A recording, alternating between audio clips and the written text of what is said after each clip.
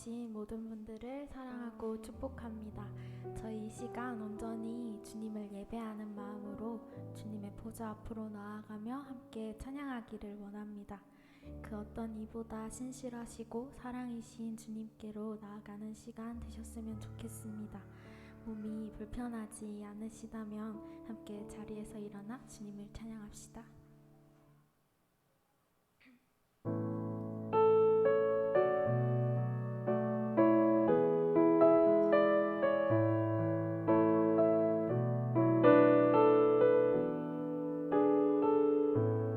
주님 보좌 앞에 주님 보좌 앞에 나아가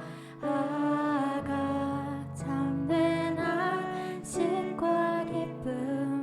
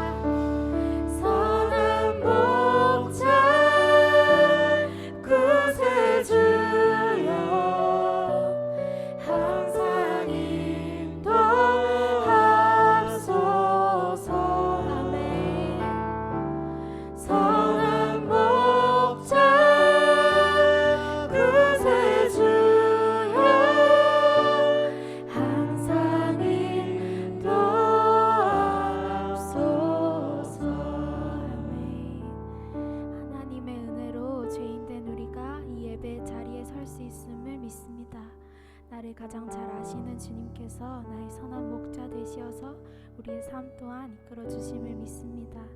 내 힘이 아닌 주님의 인도하심과 사랑이 있기에 하루하루 살아갈 수 있음을 매 순간 기억하기를 원합니다. 이 시간 그러한 주님께 나아가는 마음으로 예배로 나아갑시다. 함께 기도하시겠습니다.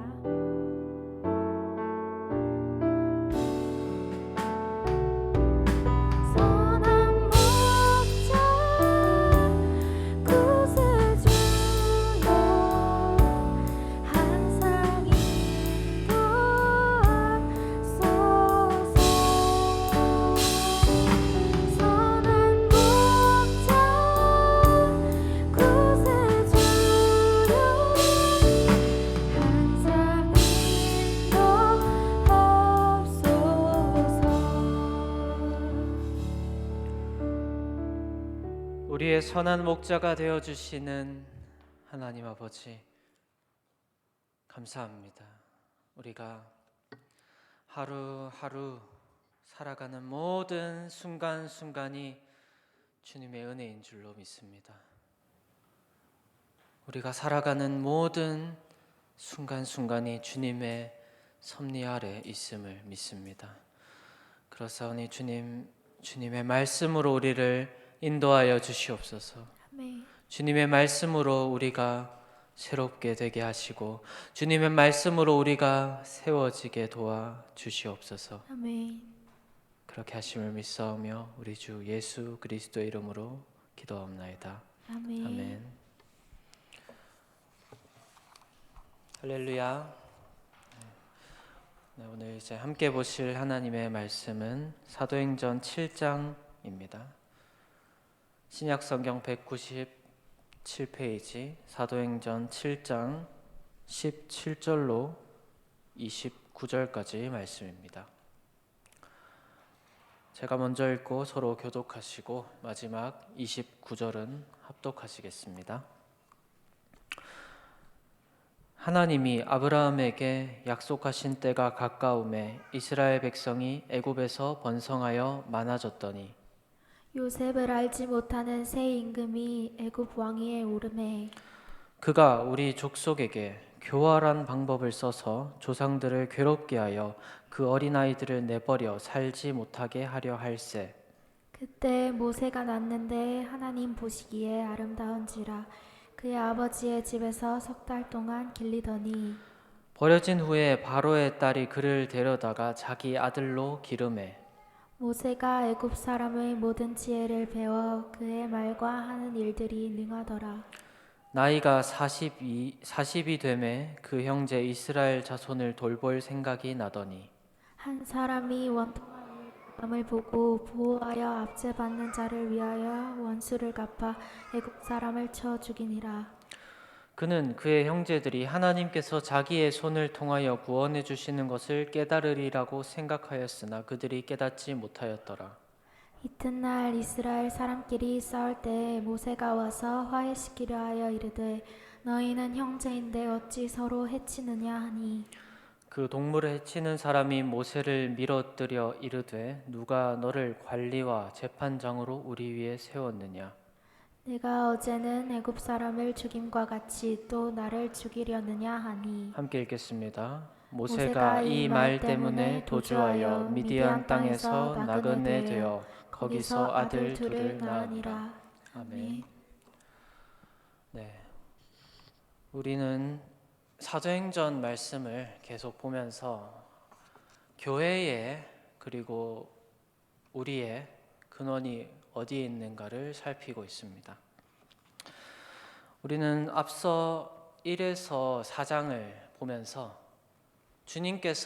하나님께서 어떻게 승천하신 그리스도를 통하여서 승천하신 그리스도가 보내시는 성령을 통하여서 거룩한 주님의 교회를 세우시는지 1장부터 4장을 통해서 보았고요. 또한 하나님께서 다스리시는 이 교회라는 공동체가 어떠한 질서를 가지고 살아가는지에 대해서 또한 보았습니다.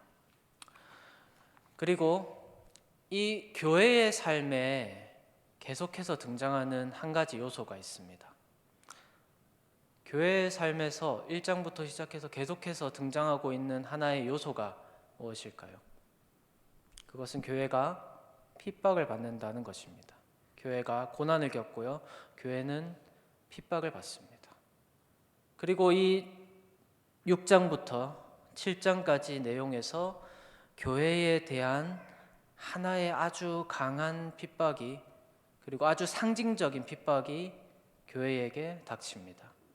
그것이 집사 스데반에게 닥친 핍박이었고 또한 그의 순교로 이어집니다. 교회의 영광스러운 첫 순교자가 이 6장과 7장에 등장하는 스데반입니다.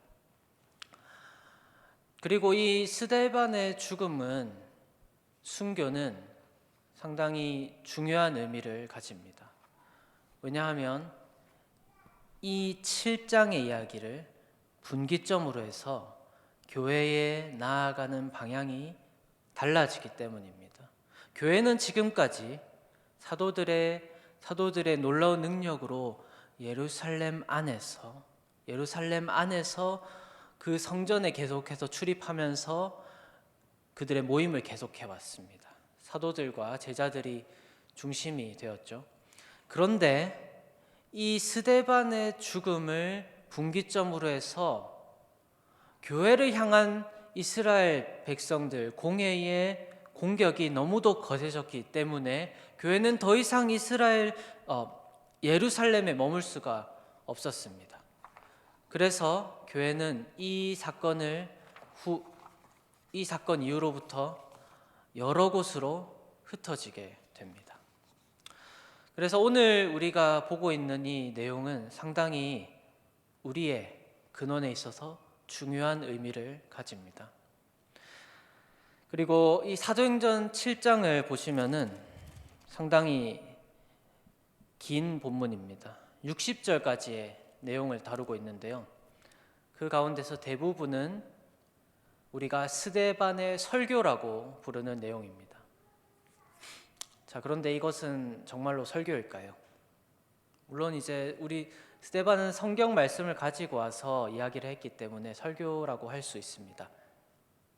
자, 그런데 이걸 잘 보시면은 사실은 이 둘러싸고 있는 상황은 스데반이 설교를 했다기보다는 변론을 하는 상황입니다.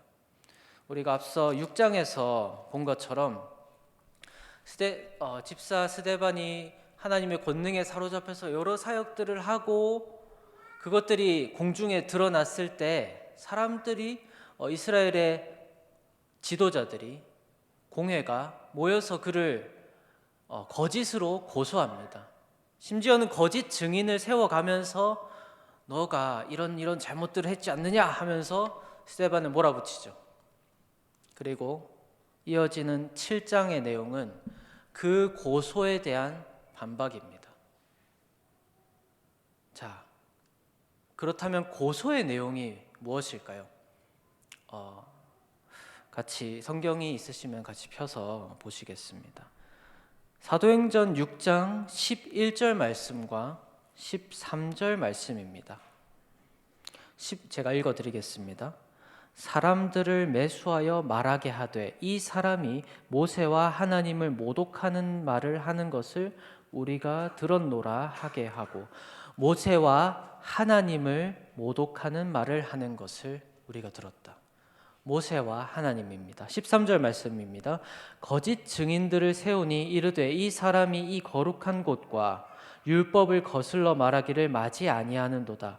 이 거룩한 곳, 성전을 말합니다. 이 거룩한 곳과 율법을 거슬러 말하기를 마지 아니하는도다. 이 사람들의 고소 제목은, 공회가 지금 스데반을 다 둘러싸고 있습니다. 공회가 이렇게 다 둘러싸고 우리로 말하면 고관대작들, 대제사장들과 서기관들과 사두개인과 바리새인들, 그 사람들이 다 모여서서 거짓 증인들을 앞에 세워놓고 고소를 합니다. 제목은 무엇입니까? 하나님과 모세와 성전과 율법을 거슬렀다. 하나님과 성전과 모세와 율법을 모욕했다. 이것이 그들이 스데반에게 주고 있는 고소의 제목입니다. 그래서 사실 이 7장 말씀을 보시면은 그냥 성경 말씀을 쭉 풀어내는 일종의 설교처럼 보이지만 사실은 이 성경 말씀 자체를 가지고 스데반이 이렇게 말하는 겁니다. 나는 하나님과 모세와 성전과 율법을 거스르지 않았다. 나는 하나님과 모세와 성전과 율법을 모독하지 않았다. 라고 하는 것입니다. 그리고 그 가운데서 오늘 본문은 두 번째 부분입니다. 무엇인가 하면은 모세를 거슬렀다는 고소에 대한 반박입니다. 앞서 이 사람들이 모세를 거슬렀다고 말하는데 스데반은 거기에 반박을 합니다. 첫 번째로 반박을 하고요. 두 번째로 이 본문을 통해서 스데반이 의도하고 있는 것은 고소하는 것입니다. 첫 번째로 반박하고 두 번째로 고소합니다. 대체 어떤 반박이고 대체 어떤 고소인지 오늘 본문을 함께 보시면서 보시면 좋겠습니다. 먼저 17절로 19절 말씀을 함께 보시겠습니다. 하나님이 아브라함에게 약속하신 때가 가까움에 이스라엘 백성이 애굽에서 번성하여 많아졌더니 요셉을 알지 못하는 새 임금이 애굽 왕위에 오르매 그가 우리 족속에게 교활한 방법을 써서 조상들을 괴롭게 하여 그 어린아이들을 내버려 살지 못하게 하려 할세. 모세의 이야기를 꺼내기에 앞서서 스데반은 우리가 잘 알고 있는 이제 오늘 주일날의 설교로 들은 내용이기도 하죠. 이제 출애굽기 1장과 2장의 말씀을 요약하면서 제시하고 있습니다. 그 내용은 하나님께서 모세를 어떻게 준비하셨는가 하는 것입니다. 먼저 이런 얘기로 시작합니다. 아브라함에게 하나님이 이르신 때, 아브라함의 때가 가까웠다. 그 때라는 것은 무엇입니까? 우리가 창세기를 잘 알고 있죠. 창세기 12장에 15장에 그리고 계속해서 하나님이 아브라함에게 주신 약속이 있습니다. 네가 복을 받아서 너의 민족이 수없이 많아지고 그리고 또한 네가 지금 밟고 있는 이 땅에 그들이 나라를 세우게 될 것이다. 그들이 이 땅으로 돌아와서 나의 나라를 세울 것이다. 나는 너희의 왕이 될 것이고 너희는 이곳의 백성이 될 것이다. 그 약속이 이루어질 때가 왔다 라고 하고 있습니다. 자, 근데 그 약속을 이루는 방법은 우리가 출애굽기에서 보는 것처럼 그 약속을 이루겠다는 하나님께서 하시는 일은 이스라엘 백성에게 고난을 주시는 것입니다. 이스라엘 백성은 수가 엄청나게 불어났고요. 요셉을 모르는 새 왕이 파라오가 등극을 해서 그 사람들을 자기와 다른 민족이었던 이스라엘 민족들을 괴롭히고 심지어 그들의 아기를 가져다 버리게 합니다. 그리고 이것이 모세가 나타나는 배경이 됩니다.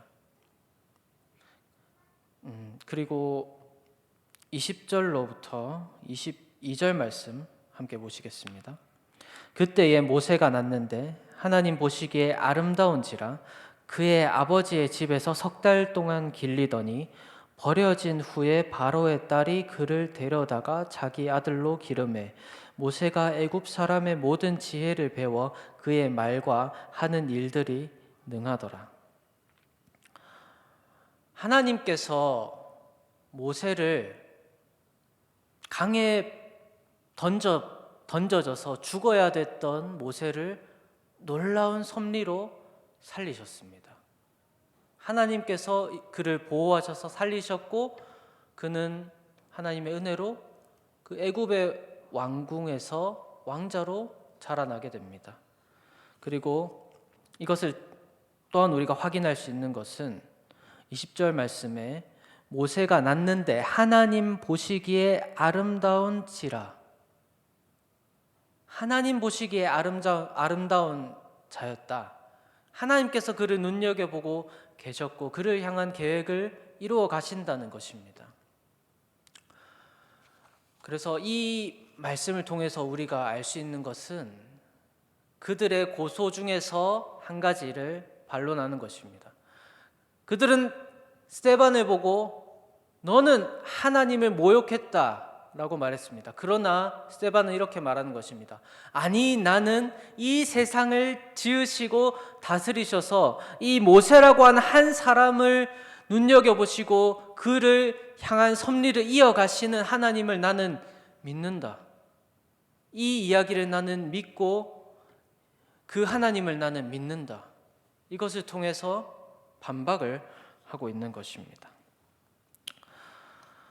다시 모세의 이야기로 돌아오면은 이제 이러한 하나님의 뜻을 어떠한 방법으로인지는 알 수 없지만 모세는 알았습니다. 그래서 모세는 그의 백성을, 자기의 동족을, 이스라엘 백성을 돌아볼 생각을 합니다. 23절과 24절 말씀 보시겠습니다. 나이가 40이 되매 그 형제 이스라엘 자손을 돌볼 생각이 나더니 한 사람이 원통한 일 당함을 보고 보호하여 압제받는 자를 위하여 원수를 갚아 애굽 사람을 쳐 죽이니라.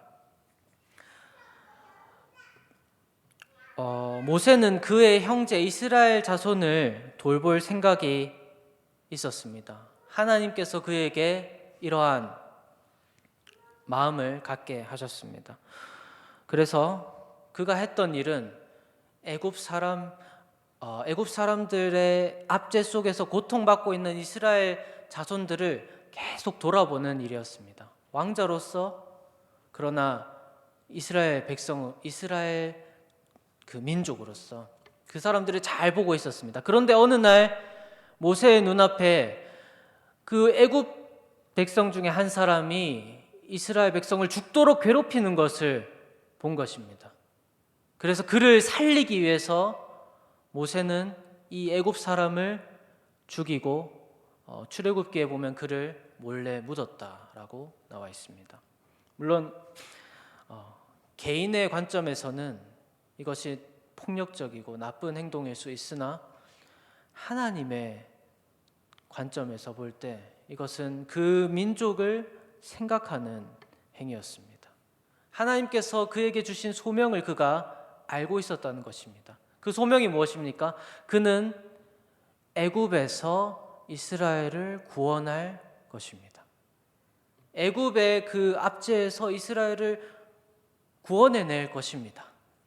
그래서 그는 그 소명을 따라서 행했고 그의 소명을 따라서 행했습니다. 그런데 그 이후의 사건은 그의 생각대로 되지가 않습니다. 25절부터 말씀 함께 보시겠습니다. 25절부터 29절까지 말씀 함께 교독하시겠습니다. 그는 그의 형제들이 하나님께서 자기의 손을 통하여 구원해 주시는 것을 깨달으리라고 생각하였으나 그들이 깨닫지 못하였더라. 이튿날 이스라엘 사람끼리 싸울 때 모세가 와서 화해시키려 하여 이르되 너희는 형제인데 어찌 서로 해치느냐 하니 그 동물을 해치는 사람이 모세를 떨어뜨려 이르되 누가 너를 관리와 재판장으로 우리 위에 세웠느냐? 내가 어제는 애굽 사람을 죽인 것 같이 또 나를 죽이려느냐 하니. 이번에는 모세의 눈앞에 그 이스라엘 백성들을 돌아보고 있던 모세의 눈앞에 또 다른 일이 일어납니다. 이번에는 이스라엘 백성들끼리 서로 죽이도록 싸우는 것이었습니다. 그래서 그 어제 했던 것처럼 모세는 또 그들에게 가서 형제들아 왜 이렇게 행하느냐, 너희가 동족끼리 왜 서로 해하려고 하느냐 하면서 말리려고 합니다. 그런데 그 동족을 위하는 마음으로 그렇게 말한 모세에게 뜻밖의 말이 돌아옵니다. 야, 네가 우리의 관리냐? 우리를 다스리는 자냐? 나는 네가 어제 애굽 사람을 죽인 것을 알고 있다. 지금 우리가 우리가 이 싸우는 것을 말리고 나를 죽여서 또 나를 또 죽이려느냐 하는 그런 반론을 듣습니다. 그리고 그 말을 들은 모세는 두려워졌습니다. 그래서 그는 광야로 미디안 땅으로 떠나가서 그곳에서 40년을 살게 됩니다. 모세는 하나님께서 그에게 주신 생각을 알고 있었습니다. 그것은 그를 통해서 하나님이 일하셔서 이스라엘 백성을 구원하실 것이라는 것이었습니다. 그런데 이 사건에서 보는 것은 이스라엘 백성은 그렇지 않았다는 것입니다. 이것에 대해서 스데반은 이렇게 논평을 합니다. 우리가 읽었던 25절을 다시 한번 읽어보겠습니다. 그는 그의 형제들이 하나님께서 자기의 손을 통하여 구원해 주시는 것을 깨달으리라고 생각하였으나 그들이 깨닫지 못하였더라.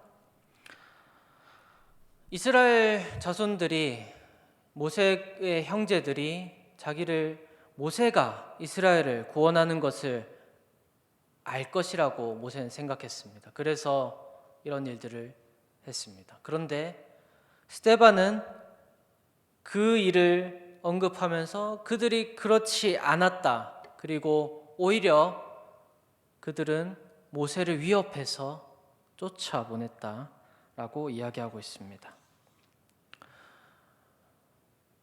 지금 이 이야기는 그냥 옛날 이야기가 아닙니다.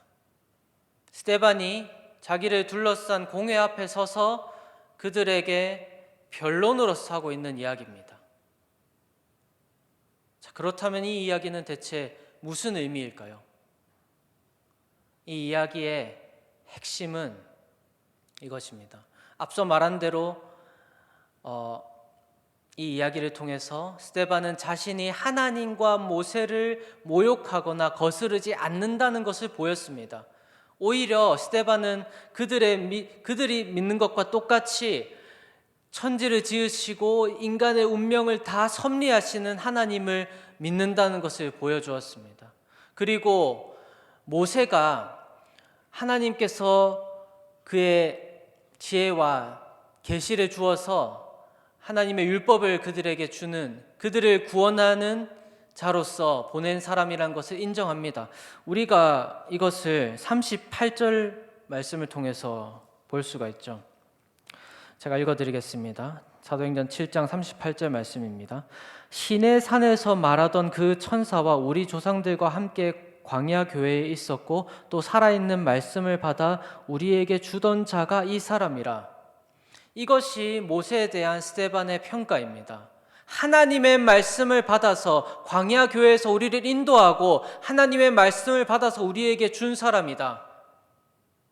자, 이렇게 말하는 사람을 모세를 모독한 사람이라고 할 수 있습니까?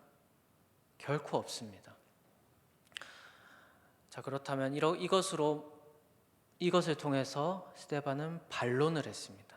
그리고 또 여기엔 한 가지 숨겨진 것이 있습니다. 그것은 고소입니다.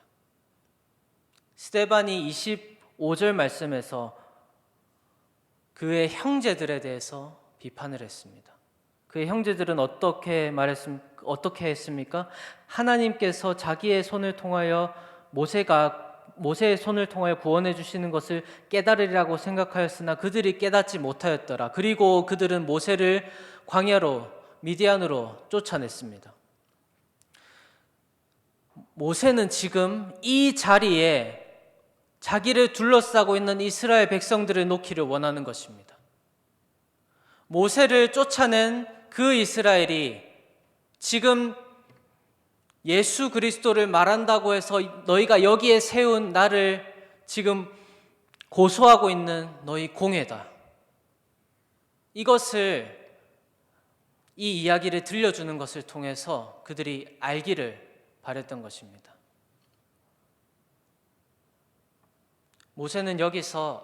스데반은 여기서 모세와 예수님을 같이 놓고 있습니다. 모세는 그림자였습니다. 모세는 오실 구원자의 그림자였습니다. 그리고 이제 진짜 메시아가 왔습니다. 그것이 예수 그리스도입니다. 그런데 이스라엘 백성들이, 모세의 형제들이 모세가 우리를 구원하는 것을 알지 못하고 광야로 쫓아낸 것처럼 지금 스데반을 둘러싸고 있는 공회와 모든 이스라엘은 하나님께서 하나님의 아들 예수 그리스도를 보내서 자기들을 구원한다는 것을 알지 못하고 그를 십자가에 못 박아 죽였습니다. 그런데 그 광야로 미디안 땅으로 쫓아낸 모세가 40년 후에 돌아온 것처럼 그들이 십자가에 못 박아 죽인 그 예수는 사흘 만에 부활해서 하늘과 땅의 모든 권세를 받은 모든 세상의 구세주로 부활하시고 승천하셔서 하나님 보좌 우편에 앉아 계십니다. 이것을 스데반은 알고 있었고 이 고소를 받기 전에 그것을 계속 말했고 그 고소 때문에 불려왔기 때문에 그들에게 지금 이 이야기를 하는 것입니다. 너희는 지금 모세를 쫓아낸 이스라엘 백성과 같다. 회개하고 너희 죄를 고백하고 죄의 용서를 받고 구원을 받아라. 복음의 메시지를 이것을 통해서 스데반은 전하기를 원했던 것입니다. 사랑하는 성도 여러분, 우리가 이 스데반의 변론을 통해서, 설교를 통해서 무엇을 받을 수 있겠습니까? 무엇을 알 수 있겠습니까? 저는 이 본문을 통해서 한 가지를 알 수 있었습니다. 그것은 교회가 세상에 대해서 성경으로 대답하는 공동체라는 것입니다. 세상은요, 교회를 거슬러서 많은 말들을 하고요, 많은 일들을 합니다. 그 주장은 때로는 옳은 주장처럼 보입니다. 스데반이 공회에 섰을 때 사람들의 눈에는 그를 둘러싸고 있는 공회가 아주 옳은 것처럼 보였을 것입니다. 그들에게는 거짓으로 세웠지만 증인이 있었고, 그들에게는 높은 지위를 가진 사람들이 있었고, 그들에겐 권력이 있었고, 돈이 있었고, 능력이 있었습니다. 그래서 그 앞에 선 스데반은 틀린 것처럼 보였고 공회는 옳은 것처럼 보였습니다. 우리에게 세상이 그렇습니다. 우리가 예수 그리스도의 복음을 하나님의 아들이 낮은 곳에 오셔서 그 낮아짐을 통하여서 세상의 핍박을 받으시고 죽으시고 하나님이 능력으로 그를 살리셔서 그에게 모든 권능과 권세를 주셨다. 우리는 우리의 모든 죄를 회개하고 그의 발 앞에 무릎을 꿇어야 한다 라고 선포합니다. 그러면 세상은 이렇게 말합니다. 아니, 예수는 세상의 구원자가 아니야. 세상을 구원하는 것은 돈이고 권력이고 명예고 쾌락이야. 세상은 이렇게 말합니다. 그리고 그냥 세상을 살아가는 많은 사람들의 눈에 돈과 권력과 명예와 쾌락과 세상이 주는 눈에 보기에 좋고 먹음직도 한 그 과일들은 너무도 옳게 보입니다. 너무도 설득력 있어 보입니다. 마치 대제사장과 서기관들과 바리새인들과 사두개인들이 모여서 그리고 거짓 증인들을 세워놓고 있는 공회가 옳게 보였던 것처럼 그들은 너무도 옳게 보입니다.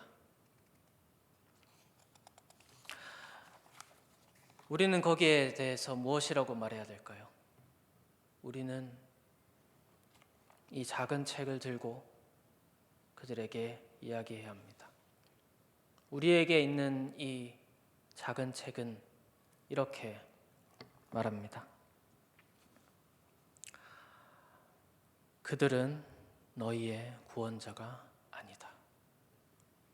진정한 구원자는 십자가에 달려 죽으시고 부활하신 예수 그리스도밖에 없다. 이 책이 말하는 것이 그것입니다. 우리는 그 완벽하게 옳게 보이는 공의에 대해서, 세상에 대해서 사실은 너희가 나를 심판하려고 달려드는, 교회를 심판하려고 달려드는 너희가 사실은 그 심판대에 서야 된다.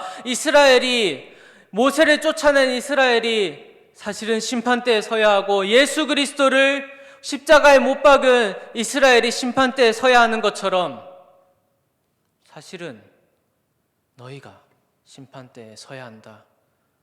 그것을 말해야 합니다. 이 말을 듣고 좋아할 사람이 세상에 있을까요? 아마도 없을 것입니다. 그래서 교회는 핍박을 받는 것입니다. 스데반은 돌에 맞아, 이 다음 장에 돌에 맞아 죽을 것입니다.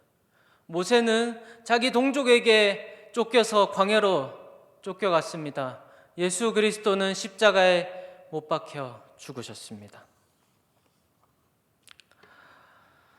우리가 이 말을 하면 할수록, 우리의 정체성을 드러내면 드러낼수록 세상은 우리에게 대해서 너희는 거짓말을 하고 있다. 너희는 위선자다. 너희가 하는 말은 틀렸다. 왜 너희만 진리냐?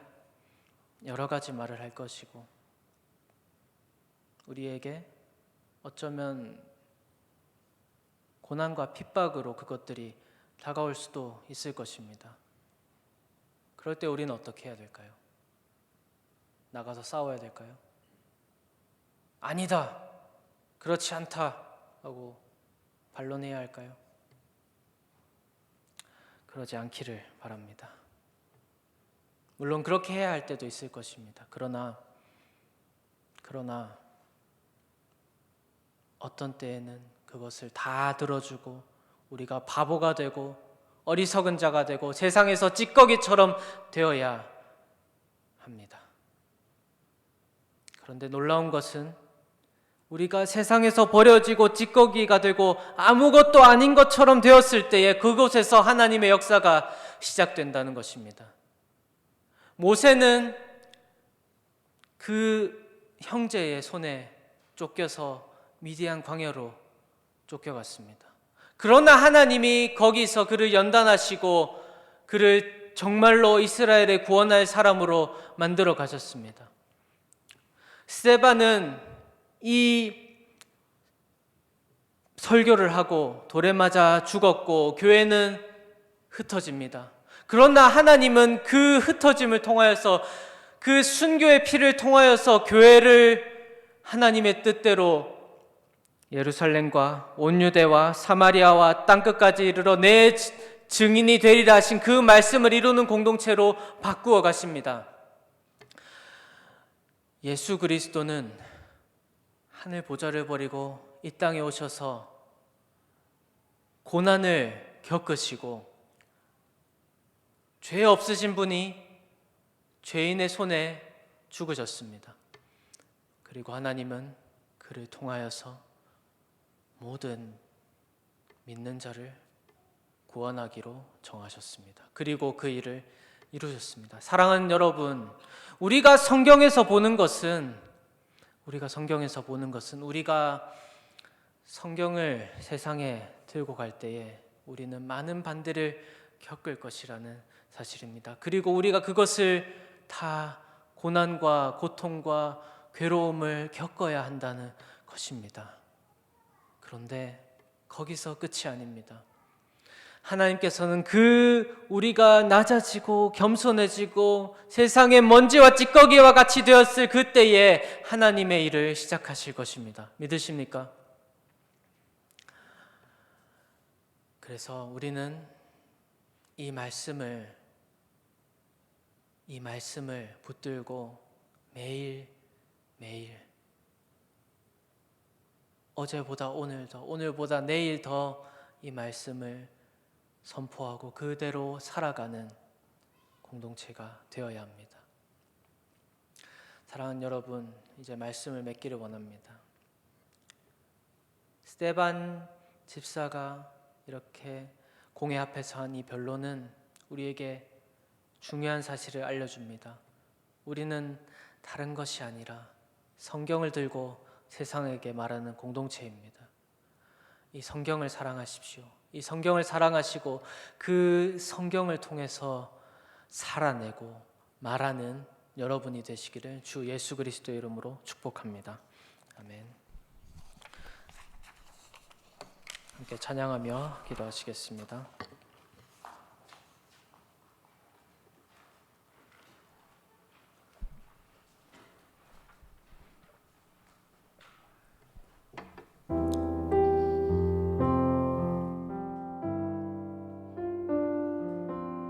주님 말씀하시면 주님 말씀하시면 다 같이 일어나서 찬양하실까요? 주님 뜻이 아니면 내가 멈춰서리다. 나의 가고 서는 것 주님 뜻에 있으니 오 주님. 나를 이끄소서. 다시 한번 주님 말씀하시면 주님 말씀하시면 내가 나가리라.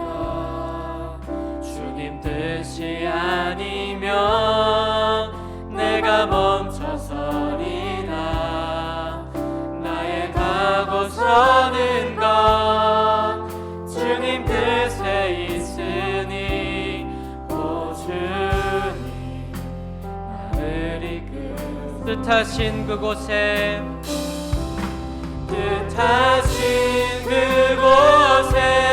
나 있기 원합니다. 이끄시는 대로 순종하며 살리니 연약한 내 영혼 통하여 일하소서. 주님 나라와 그 뜻을 위하여 오 주님 나를 이끄소서. 우리 다시 한번 고백할까요? 주님 말씀하시면 주님 말씀하시면 내가 나가리다. 주님 뜻이 아니면 내가 멈춰서리라. 나의 가고 서는 것 가고 서는 것 주님 뜻에 있으니 오 주님. 나를 이끄소서. 뜻하신 그곳에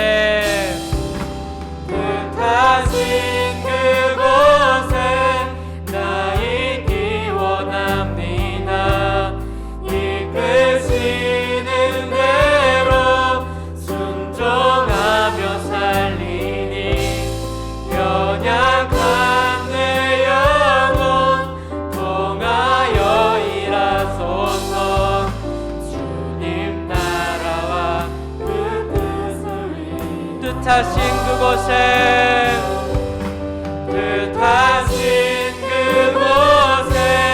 나 있기 원합니다.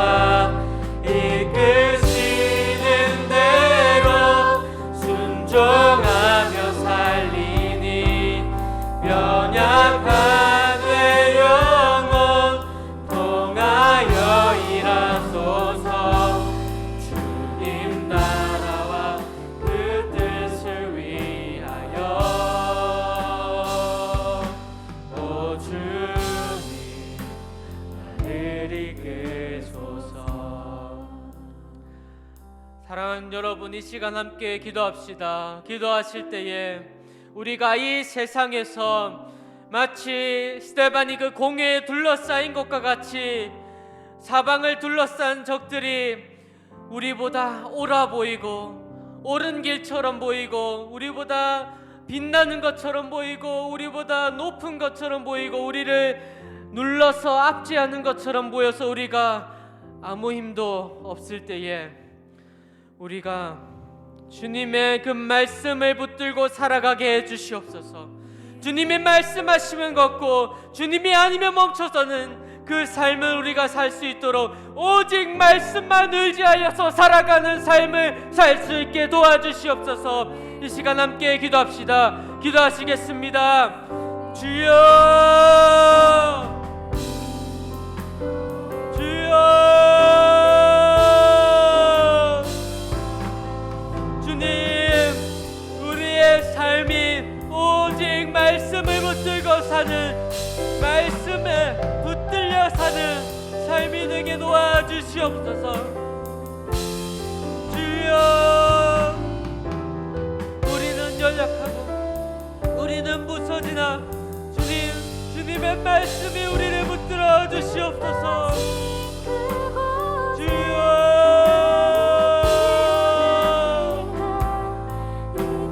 주님의 말씀이 이끄시는 그곳으로 가게 하시고 주님의 말씀이 멈춰서라고 하는 곳에 멈춰서게 하여 주시옵소서. 우리의 삶이 우리의 뜻이 아니라, 나의 삶이 나의 뜻이 아니라 하나님의 뜻 안에 있게 하여 주시옵소서. 주님의 그 뜻을 따라가는 삶이 되기를 원하옵나이다.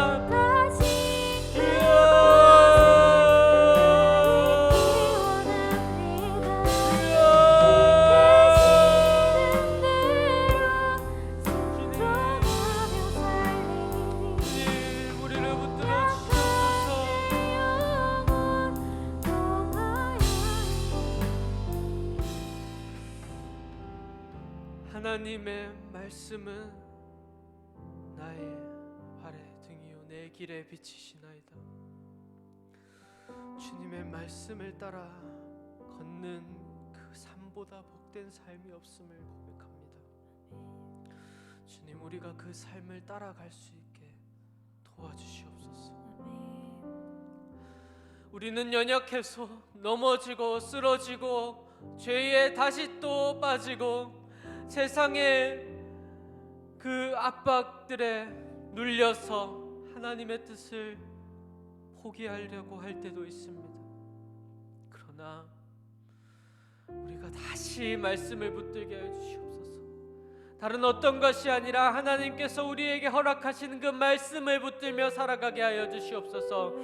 그래서 우리의 삶이 말씀에 붙들린, 말씀에 붙들려서 끌려가는 삶이 되게 도와주시옵소서. 그렇게 하실 줄을 믿사오며 예수 그리스도의 이름으로 기도합나이다. 아멘. 네. 하나님의 사랑을 사모하는 자,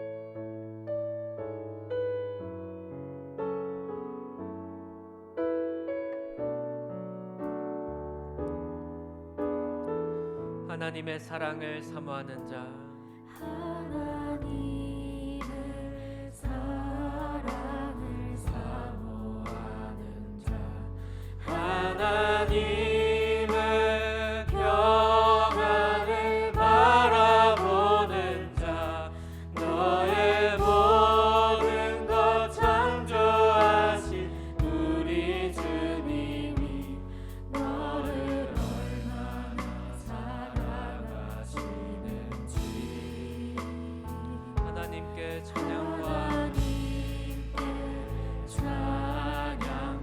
경배하는 자, 하나님의 선하심을 닮아가는 자, 너의 모든 것 창조하신 우리 주님이 너를 찾아 삼을 하나님 사랑의 눈으로, 하나님 사랑의 눈으로 너를 어느 때나 바라보시고, 하나님 인자한기로서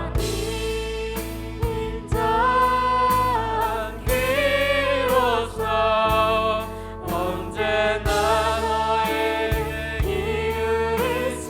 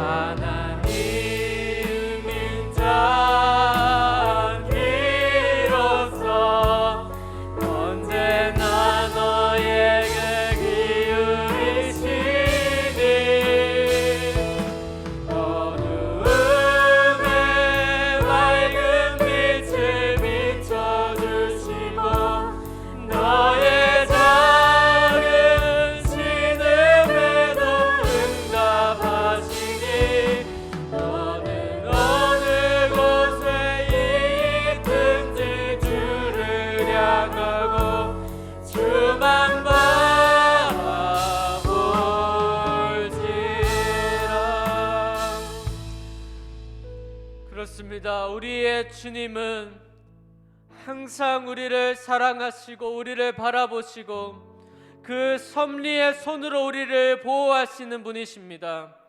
이 시간 우리 함께 이렇게 기도하면 좋겠습니다. 하나님, 우리의 눈이 오직 하나님께만 고정되어 있게 하여 주시옵소서. 우리의 마음과 생각이 세상의 어떠한 고난 가운데서라도 오직 예수 그리스도 우리의 구원자에게만 향하게 하여 주시옵소서. 우리의 모든 삶이 그 표대를 향하여서 나아가게 도와주시옵소서. 이 시간 함께 기도합시다. 기도하시겠습니다. 주여, 주여,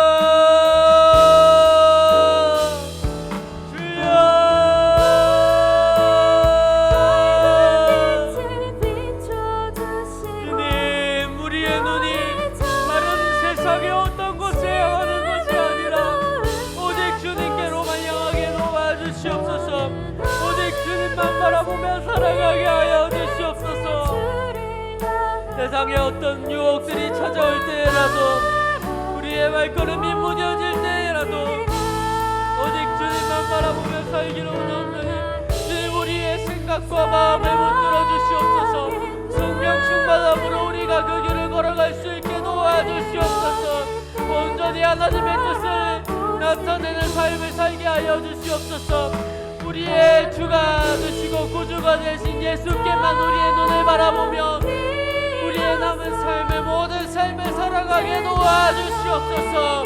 주여, 주님, 우리의 눈이 다른 곳으로 향할 때에 우리를 붙들어 주시고 다른 어떠한 곳으로도 향하지 않게 하시며 오직 주님께로만 나가게 하시고 넘어지고 쓰러지고 공부할 때라도 다시 일어나서 하나님이 주시는 힘을 따라서 다시 걷게 도와주시옵소서. 주여, 주님,